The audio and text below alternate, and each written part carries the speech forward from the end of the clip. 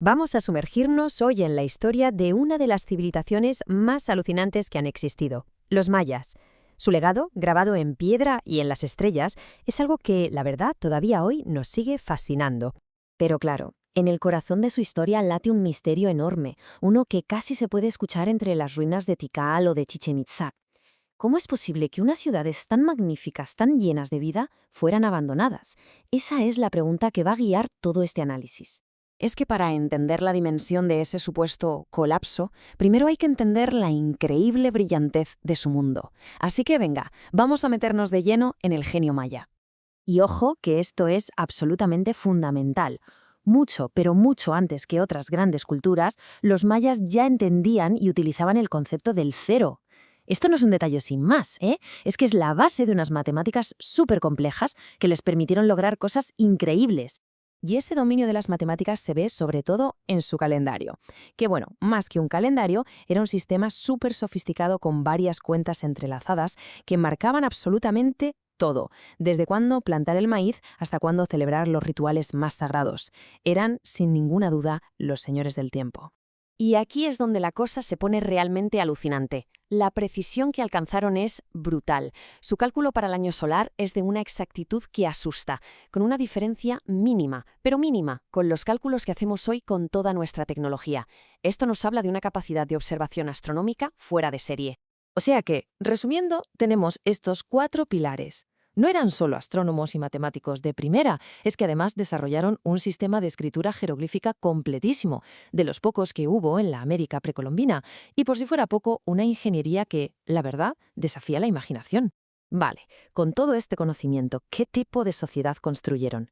Vamos a pasar de sus logros intelectuales a ver cómo eran por dentro sus majestuosas ciudades-estado.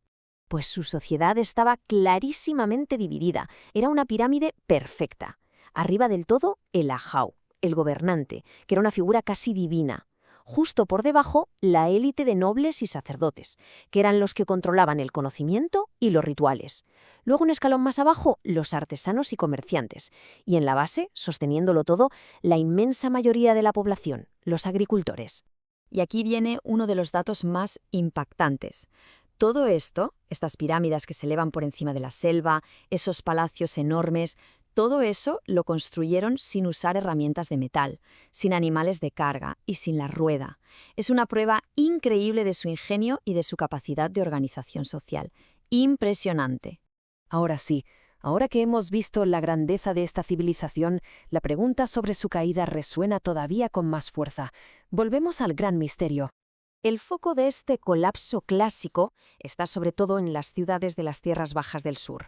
¿Qué pasó ahí exactamente? ¿Qué pudo llevar a la gente a abandonar de repente unos centros urbanos que habían sido prósperos durante siglos?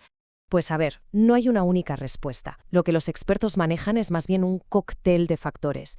Guerras continuas y muy bestias entre las ciudades-estado, cambios climáticos que trajeron sequías terribles, posibles epidemias y un sistema agrícola que quizá forzó demasiado el entorno. Podríamos agrupar todas estas teorías en 2 grandes bloques. Por un lado, las presiones internas, una sociedad en crisis con líos políticos y guerras. Y por otro, los factores externos, como un cambio climático que no perdonó. Lo más seguro es que no fuera una sola cosa, sino la tormenta perfecta, la suma de todo ello. Pero es justo aquí donde la historia da un giro que lo cambia todo.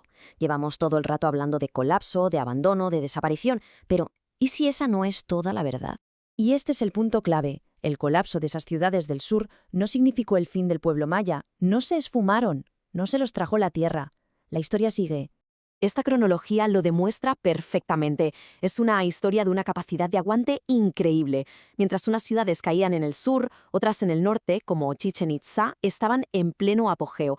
Luego resistieron a los conquistadores españoles durante siglos y hoy mismo más de 6 millones de personas de ascendencia maya siguen manteniendo vivas sus tradiciones, sus idiomas y su cultura. Es que su legado está por todas partes. Está en la comida que disfrutamos, como el chocolate o el maíz, que fueron ellos quienes lo domesticaron.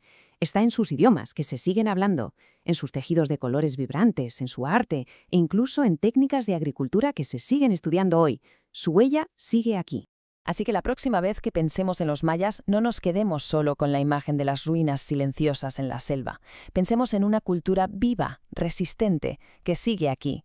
Su historia al final no es una de desaparición, sino una de una adaptación continua y asombrosa.